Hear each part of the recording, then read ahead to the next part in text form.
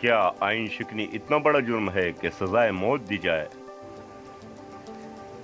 Musharraf case के तफसीली फैसले के मुताबिक खुसूसी अदालत के 3 रुकनी बेंच पर मुश्तमिल जजों में से एक जज जस्टिस वकार सेठ ने यह हुक्म दिया या अगर साबिक army chief general Pervez Musharraf इंतकाल कर जाते हैं तो इस सूरत में उनकी लाश को डी चौक पर लटकाया जाए। इससे सोशल मीडिया पर जहां बहस का रुख इस तफसीली फैसले की तनकीद की जानिब हो गया, वहीं कानूनी माहिरीन इस आइन शिकने के नतीजे में मिलने वाली सजा पर सवाल भी उठा रहे हैं।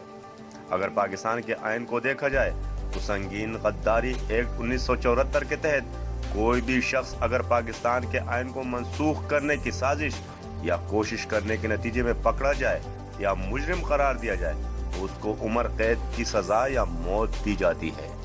पाकिस्तान इन चंद ममालिक में से एक है जहां सजाए मौत अब भी दी जाती है। कानूनी माहिर और वकील असद जमाल के मुताबिक इसमें सबसे ज्यादा इजाफा आमरीत के अदवार में देखा गया, जिनमें जनरल अयूब खान, जनरल जियाउल हक और जनरल परवेज मुशर्रफ के अदवार सर फहरिस्त है। असद जमाल कहते हैं, सवाल ये है कि क्या आइन शिकनी इतना बड़ा जुर्म है कि सजाए मौत दी जाए? इस कानून में भी तरमीम की अशद जरूरत है क्योंकि ये 21वीं सदी के माशरे की नुमाइंदगी नहीं करता।